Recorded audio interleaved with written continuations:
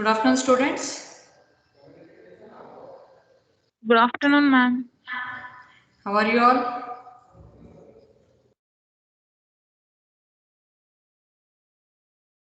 Hello.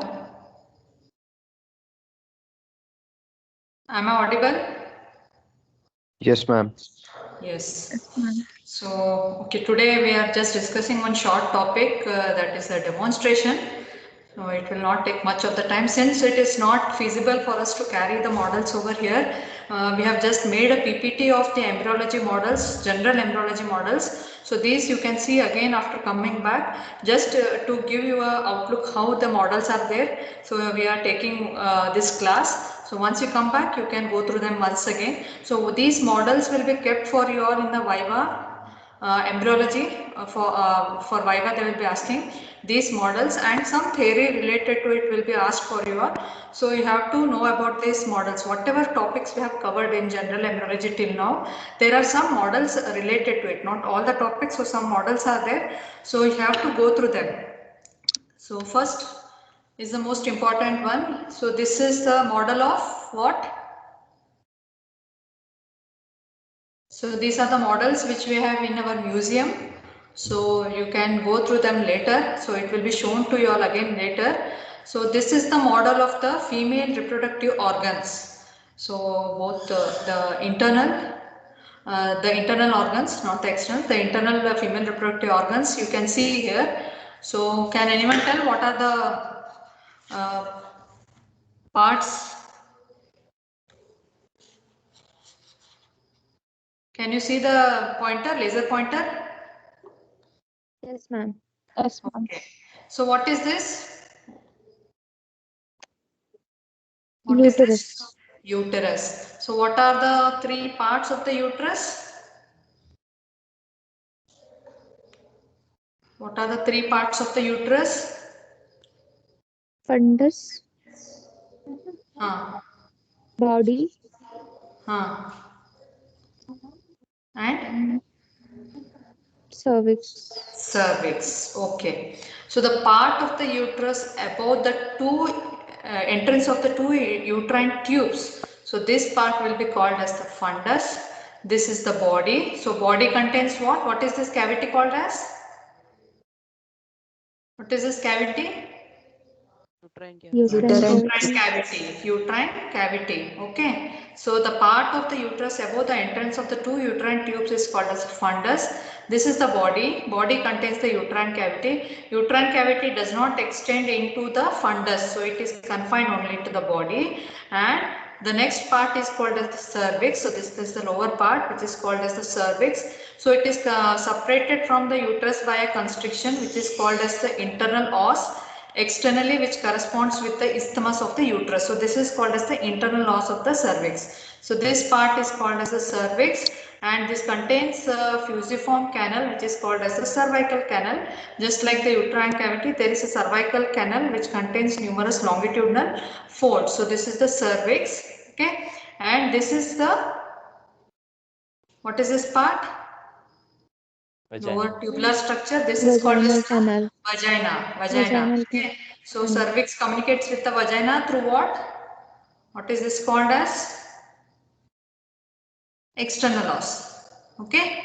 So it will communicate with the vagina through the external. So these numberings are all for the various internal organs what are there. So this is the uterus. So this uterus is a hollow muscular organ which the main function of this is it acts as a house for the conceptus to be retained till the full maturity of it is reached and then it is expelled.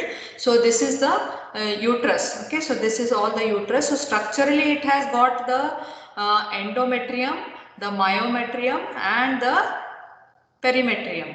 Okay, endometrium, the myometrium is nothing but the muscle layer and then the perimetrium. So these are the three layers of the uterus. Okay, endo, myo and the perimetrium. So this is the endometrium which is very important. So this endometrium is shed off during in the monthly cycle, that is called as the menstruation. Okay, and so this is the all the uterus what you are seeing. So uterus, this part is the cervix, This is the vagina. So the cervix protrudes into the vagina, and so it has produces fornices on each side. One anteriorly, which is called as the anterior fornix. Behind it will be called as the posterior fornix, and two lateral fornix. So the cervix dips into the vagina. So fornices will be formed, or the pockets will be formed, which are covered only by the peritoneum, mainly on the posterior aspect. So that is the posterior fornix, anterior fornix, and two lateral fornices. So this is the main the reproductive organ of the female. So that is the uterus and the cervix. The vagina, it provides the room for the entry of the spermatozoa during the act of the coitus. So this is the vagina. So then next you have got the uterine tube. So this long tube what you are seeing, which is around 10 centimeters long. So this is the uterine tube or the fallopian tube, which is around 10 centimeters long. So it has got how many parts are there? Anyone knows? 3. Isthmus, the ampulla, and the infundibulum. So these are the three parts of the fallopian tube. Okay, isthmus, then the ampulla. Ampulla is nothing but the dilated part of the fallopian tube. So half of the fallopian tube is contributed by the ampulla. Then you have got the infundibulum. So this infundibulum is covered by a finger-like processes, which is called as the fimbriae. This is the fimbriae. Okay. So this uterine tube has got two openings. This is called as the pelvic ostium, and here there will be the uterine ostium, which is communicating with the uterus. So this will be called as the uterine ostium. So which is narrow. This will be called as the pelvic ostium. So this pelvic ostium is this pelvic ostium is open in females. That's why the peritoneal cavity is said to be open in females, because this pelvic ostium communicates externally with the peritoneal cavity. So the peritoneal cavity is open in females, where it is closed in males. So this is the fallopian tube what you are seeing. So these are the finger-like processes, which is called as the fimbriae. Okay, this is the fimbriated end. So the pelvic ostium is guarded by a fimbriated end, which is called as the fimbria. Okay, finger-like processes. Okay, so this is the uterine tube. So two openings. One is the uterine opening, and the other one is called as the pelvic opening or the pelvic ostium. So this is the fallopian tube. Next you have got the ovary. Ovary are a pair of the female gonads. Okay, here you can see. So this has got an anterior end and it has got a posterior end. Then it has got a anterior border and a posterior border, medial surface and a lateral surface. So this posterior end is attached to the uterine tube. Okay, through the fimbriated end, and the anterior end is connected to the angle of the uterus by a ligament, which is called as this blue color. So this is called as the ligament of ovary, and this posterior end will be connected to the lateral pelvic wall. So on the either side you will be having the lateral pelvic wall. So uterus is within the lesser pelvis, so it is connected to the lateral pelvic wall by the suspensory ligament of the ovary. On here you will be having the suspensory ligament of ovary. This is called as the ligament of ovary, which is a remnant of the gubernaculum, and this is called as the round ligament of the uterus. Very important. So this is the round ligament of the uterus, which will be ultimately connected to the labia majora. So this is called as the round ligament of the uterus. So this is the ovary what you are seeing. So this will be the internal structure. So what is present within the ovary? Can anyone tell what will be present? So it has got a cortex, it has got a medulla. So what will be present in the cortex? What follicles are there? Numerous follicles will be there in various periods of development.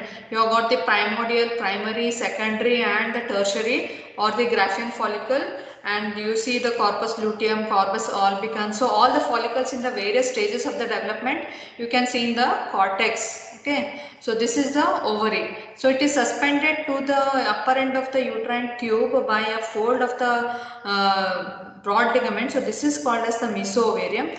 This is all the broad ligament. So whatever the lateral border of the uterus is there, it gives attachment to one fold of the peritoneum. This is called as the broad ligament, this broad sheet. So this will be attached to the lateral pelvic wall. So this is all called as the broad ligament. So this is all the broad ligament. So these are all the various parts of the female internal reproductive organ. So this is the uterus. Okay, uterus, the vagina, this is the cervix, internal os, external os, this is the broad ligament, this is the ovary, this is the fimbriated end of the fallopian tube, this is the pelvic ostium, this is all the fallopian tube. Okay, so what is seen here? What is this? What is there? What it is? Zygote. That is the blastocyst in the stage of implantation. So where it is implanted? Implantation of the blastocyst, where it takes place? Endometrium. Huh? Uterus. Uterus. Where in the uterus? Anterior wall, posterior wall, upper part, lower part. So in the upper part and the posterior wall, usually it may be in the anterior wall also, but usually it is in the posterior wall of the uterus. Okay. So in the upper part. So this is the site of the normal implantation of the blastocyst, which is shown here. Okay. All these are the various labelings what have been shown here. So these labelings are not clear. So whatever I have told now, various parts. So those are the labelings. Okay. So this is the model of the female internal reproductive organs. So this is, next one is the ovum or the secondary oocyte. Okay. So can anyone tell what is ovulation?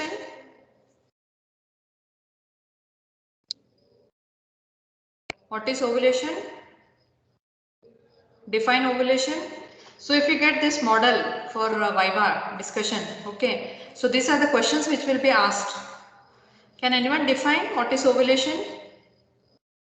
Rupture of the which follicle? Graphian. Graphian follicle from the ovary with what is present still to the that Graphian follicle. What will be there? What is this membrane? Striated membrane. What is this striated membrane called as? Surrounding the Zona. ovary, ovum, zona pellucida, and this is Pellucida.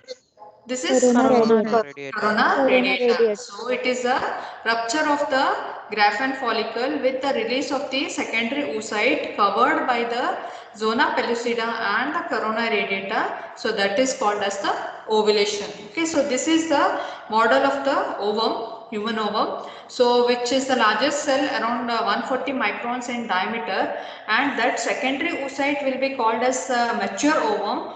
Only if the fertilization has occurred. Okay, only if the fertilization has occurred, it will be called as the mature ovum. Okay, so this secondary oocyte has got a nucleus, it has got a cell membrane and some coverings. So this nucleus is also called as the germinal vesicle.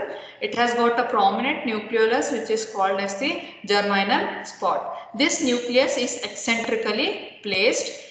Close to the nucleus, there is a centrosome with two centrioles. So this is the centrosome with two centrioles. This is all the deutoplasm or the ooplasm. Then surrounding this, there will be the membrane of the secondary oocyte. What is this membrane of the secondary oocyte called as?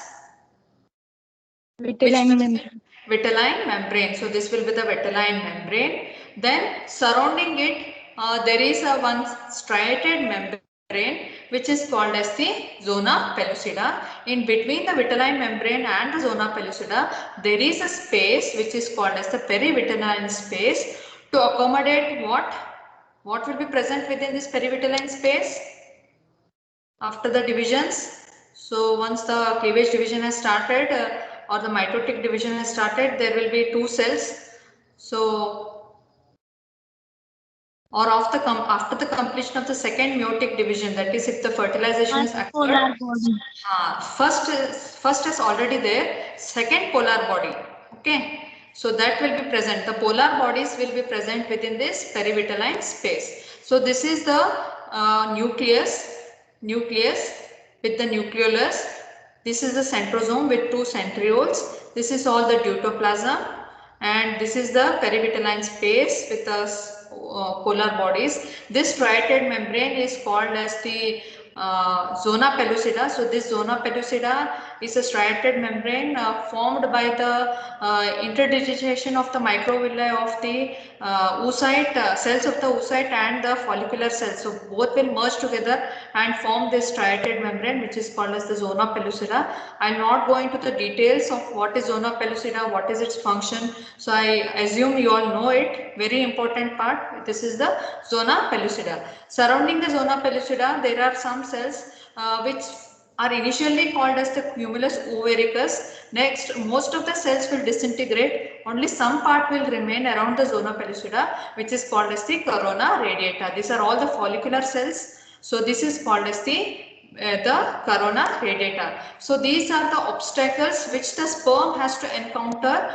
for the fertilization to occur. That is, first is the corona radiata, next will be the zona pellucida, then will be it will appear within this perivitelline space, the sperm head, then it has to break this barrier of the vitelline membrane, and then it has to go and fuse with the female nucleus. So these are the 3 barriers, that is the vitelline membrane, zona pellucida and the corona radiata.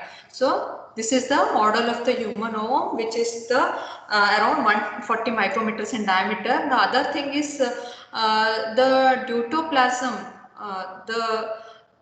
Deutoplasm is less nutritive in the human beings. It is contributing very less to the development of the growth or the growth of the embryo. It is called as the microlecithal. Whereas in birds and all, it is the deutoplasm which is nourishing the embryo. In human beings, that function is taken by the placenta. Whereas in birds and all, still the deutoplasm is contributing to the growth of the embryo, nourishing the embryo. So that such ovum are called as the macrolecithal. The human ovum is microlecithal, very less contribution for the growth. So that is microlecithal and the macrolecithal. So what you should know about is the human ovum. So next is just the description for you all. What they may ask if the mature ovum is there. So what is the next fate? What is the fate of the fertilization, or what are the effects of the fertilization, or what will be the steps of the fertilization? So what we have already told, it has to encounter all these 3 barriers. That is the zona pellucida, then the corona radiata, zona pellucida and the vitelline membrane. So this sperm has to defeat all these 3 membranes and enter into the ooplasm of the female or the oocyte for the syngamy to occur. So once they fuse, the nuclei will swell and they form the male and the female pronucleus. Now the polar body. So second meiotic division is complete only after the fertilization. Only if the fertilization has occurred, the second meiotic division will be complete. Otherwise, it will remain incomplete only. So after the fertilization, second meiotic division is complete. So what happens? There will be extrusion of the second polar body. So this is in the perivitelline space. What you are seeing, the second polar body. So this is the nuclei will swell and they form the male and the female pronucleus.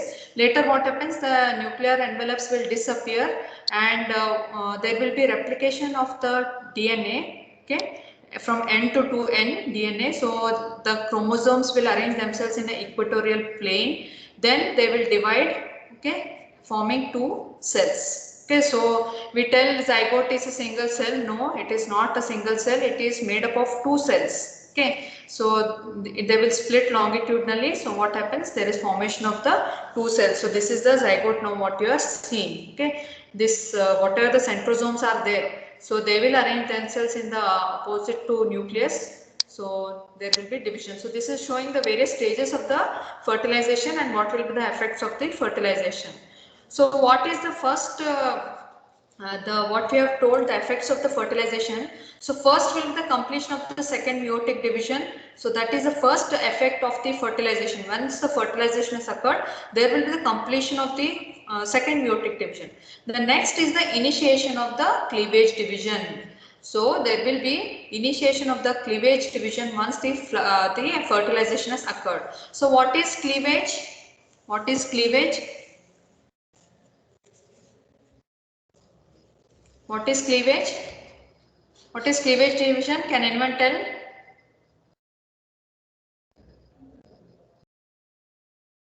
So it is nothing but the division of the cells, repeated division of the cells.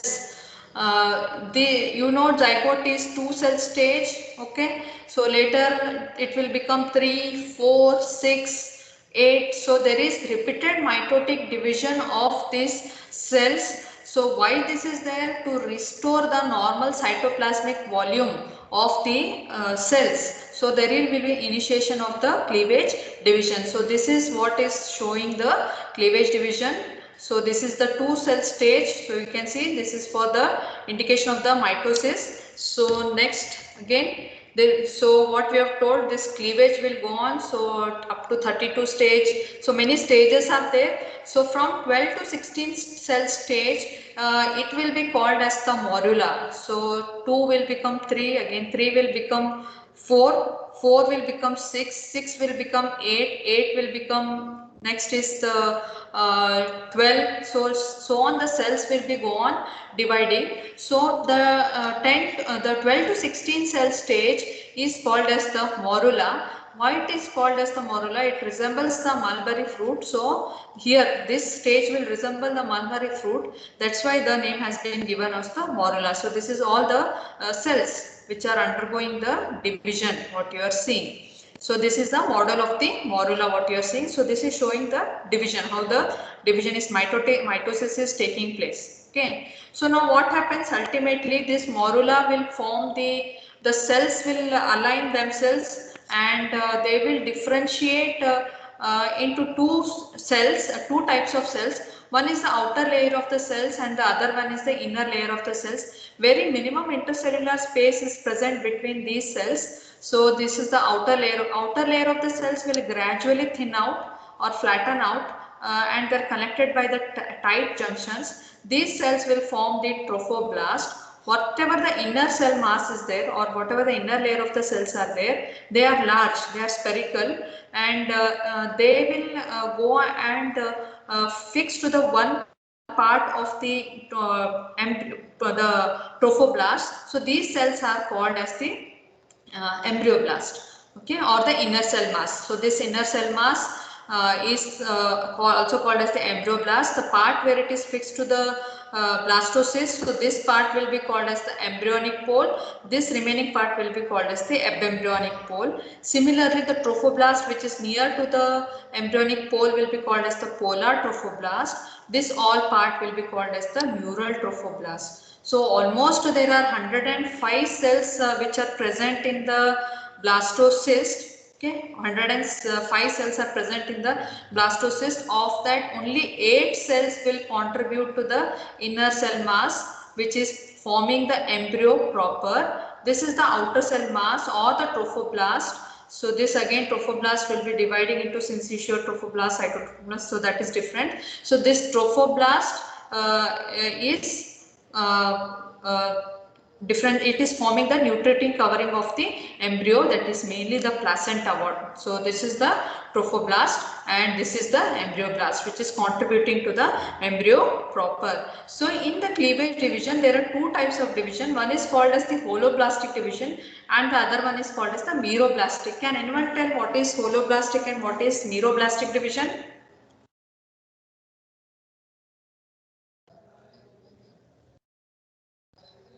Anyone knows what is holoblastic and what is meroblastic division?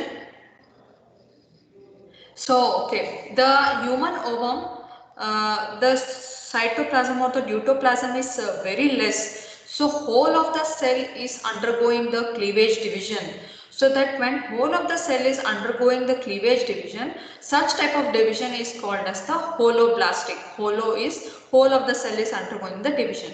Whereas in birds and all, since there the amount of deutoplasm is more, so that deutoplasm is undergoing the division and the cell is contributing very less for the cleavage division. So such type partial division is called as the meroblastic division. So there are two types of cleavage divisions. One is the holoblastic and the other one is the meroblastic division. Okay, so this is the model showing the cleavage division, two cell stage. Okay, this is the model of the morula. So this is the 12 to 16 cell stage. So which is seen around 4 cell stage, you can tell, then there will be 8, then the 16, so on, there will be division of the cells. Ultimately that morula will differentiate into blastocyst by forming the outer cell mass and the inner cell mass, and this cavity is now called as the blastocystic cavity. So this is the blastocystic cavity. So now this is all the blastocyst. So it is this blastocyst which is implanted in the posterior wall of the uterus. So blastocyst is implanted in the posterior wall and it is interstitial. Okay, so these are the models what you have to know about the some part of the general embryology. Next you have got is the placenta, model of the placenta. So placenta, so will not go into the details. So it is a feto-maternal organ connecting the fetus with the mother through the umbilical cord. So this is the placenta. So we have told, so entire trophoblastic cavity or the chorionic cavity will form numerous finger-like projections which are called as the chorionic villi. So these chorionic villi are of two types. One is the chorionic frondosome, which are more so towards the destua basalis, and the remaining part is called as the chorionic leve. So this chorionic leve will degenerate. Only the chorionic frondosome will contribute to the fetal part of the placenta. So placenta is dual in origin, so you already know it has got a maternal part and it has got a fetal part. So fetal part is contributed by the chorionic frondosome. So now I think you all know already what is decidua parietalis, what is destua basalis. So just a quick revision. So what is the endometrium, which is, or the destua is nothing but the pregnant uterus. Okay, when there is fertilization, the endometrium will be converted into decidua. So the part which is very close to the blastocyst will be called as the destua basalis. The part which is surrounding the remaining part will be called as the destua capsularis, and the part of the endometrium which will be lining the remaining part of the uterine cavity will be called as the destua parietalis. Later this destua parietalis and the capsularis will fuse. Even the chorionic leve also will degenerate. Only the persistent chorionic frondosome will contribute to the fetal part of the placenta, whereas the destua basalis contributes to the maternal part of the placenta. So this is just one. So this is the model of the placenta here, what you are seeing. So how many surfaces are there, placenta? How many surfaces will be there? Fetal surface and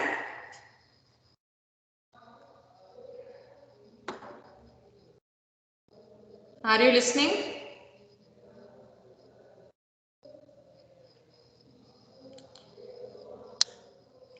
Yes, ma'am. Okay. So is there any lag, voice lag when I'm describing these diagrams?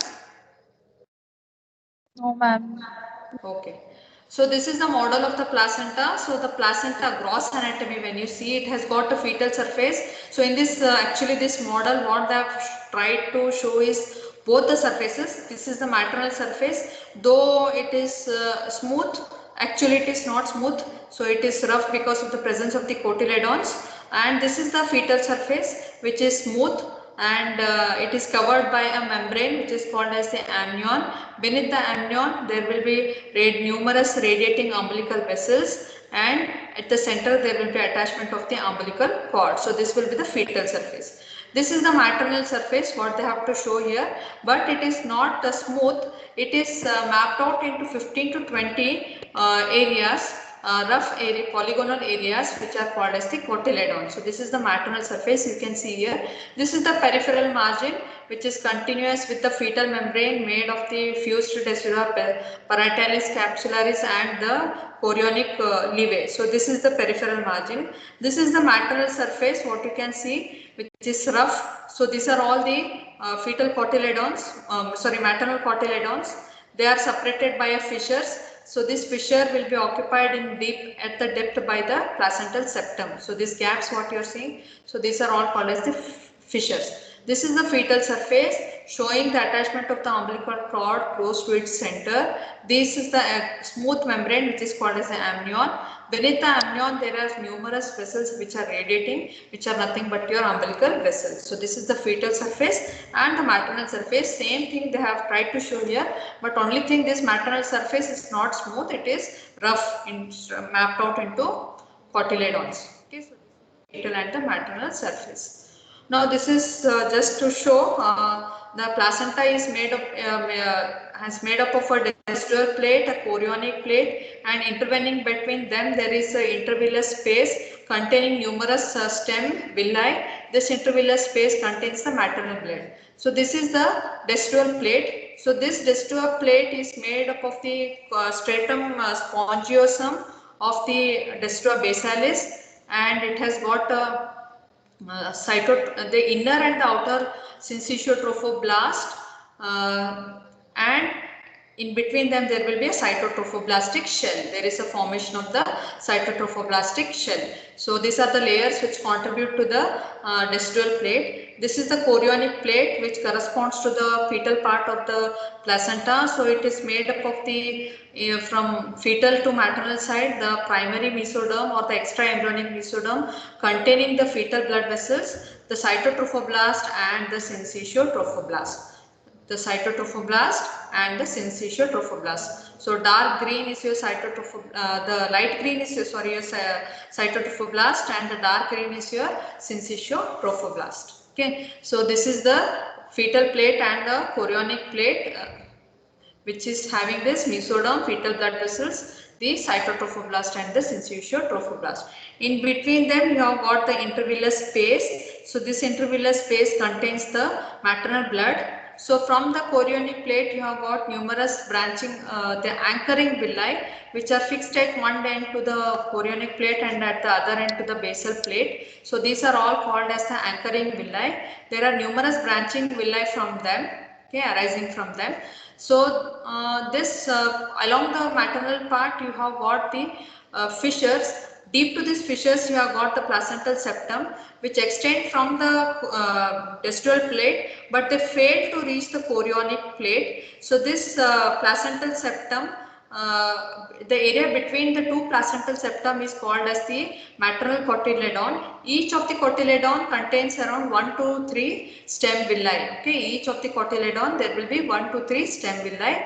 So this the destrual plate is invaded by the uterine vessels. So what you can see in the intervillous space, ultimately there is the maternal blood. So these are all the uterine vessels which are eroding the destrual plate and opening into this lacunar spaces, ultimately which forms the intervillous space. So this is the anchoring villi. Okay, these are all the stem villi which will be arising. So this will be placental septum mainly containing the destrual cells, the destrual uterine glands, okay, and some phagocytes are present within this placental septum. So this is the maternal plate and this is the fetal plate. So along the development you all know there are three types of the villi. One is the primary, the secondary and the tertiary. The tertiary villi are vascular which are invaded by the fetal blood vessels. So this is again just to show you all the structure of the placenta. So this is the model what you are having, the model of the placenta which is present here. So that is depicting the fetal and the maternal surface. Okay, so next is the model showing the somites. So what are these somites?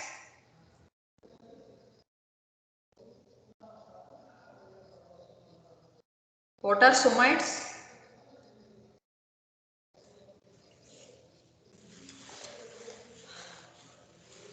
So this is just you can see this is the model of the embryo, okay, which here you are having the head end, this is the tail end. So this will be the pericardial bulge. So here between the head and neck region you will be having the mandibular, pharyngeal arches, okay, these are all the pharyngeal arches.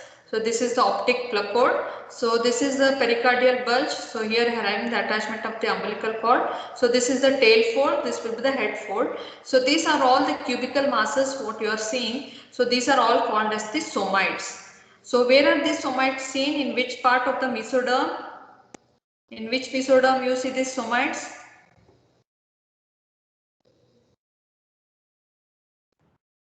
Paraxial.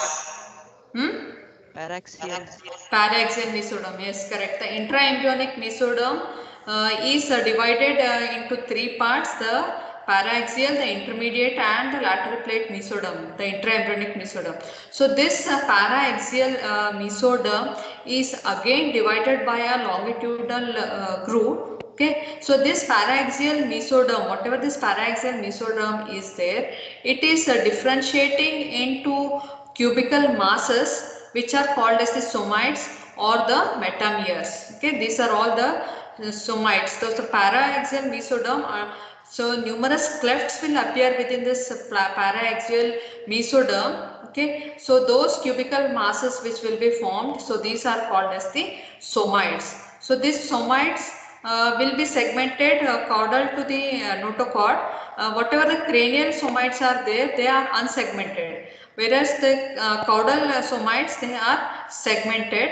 Okay, there will be segmentation within them. So they are divided by the transverse clefts. Okay, so these are all called as the post-otic somites. These are called as the post-otic. So whatever here above you will be seeing, they are called as the pre-otic somites. So these somites again will differentiate into the sclerotome, the ventromedial part, and the dorsal lateral part, which is called as the dermamyotome. Whatever the sclerotome is there, it will go and surround the notochord and the neural tube, and they will ultimately form the vertebrae, the blastemal vertebrae. And whatever the dermatome is there, it will go beneath the underlying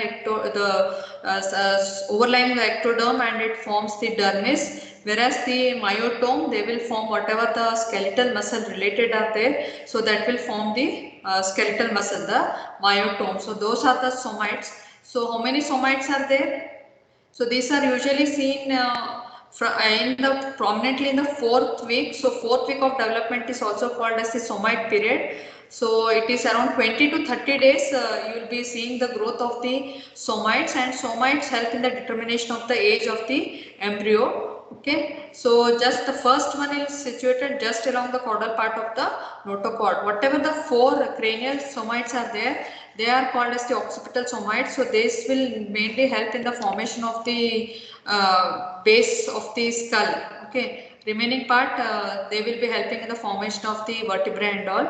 So those are the somites. So there are 8 cervical, then the 12 thoracic, then 5 lumbar, 5 sacral, and 8 to 10 coccygeal somites are seen. And each of these somites will be innervated by a corresponding segmental spinal nerve. Okay, so these are all the somites what you are seeing here. Okay, so these are mainly derived from the segmentation of the paraxial mesoderm caudal to the otic vesicle. Okay, so this is the model of the somite. So these are all the models of the general embryology what you have to know. So just I'll quickly show once again. So this is the model of the female internal reproductive organs, where it is depicting the uterus, the cervix, the fallopian tube, the vagina, and the broad ligament of the uterus. This is the model of the human ovum. So what are the parts? So you have to tell the nucleus, the cytoplasm, the cell membrane, which is called as the vitelline membrane, and you have got the coverings, which is mainly formed by the zona pellucida and the corona radiata, and in the you have got the perivitelline space between the vitelline membrane and the zona pellucida. So this is the perivitelline space. The next model is to show the 2 cell or the cleavage division of the zygote. Okay, so this is the morula. Why it is called as morula, you have to know. So this is just for what the questions may be asked for you all, and this is the model of the placenta depicting the fetal and the maternal surfaces. Then this is the model of the 28 somite human embryo. So what are somites and what are their various parts, so that you have to know about the somites. Okay, so these are the models of the general embryology. The cardiovascular model system development models will be again shown to you all in the coming classes. Okay, so got it? You have understood the models. So these again it will be shown to you all when you all come back. Okay. Yes, ma'am. Okay. Thank you for patient listening. Have a nice day. Thank you, ma'am. Okay. Thank you, ma'am. Yeah. Bye. Thank you, ma'am. Thank you, ma'am.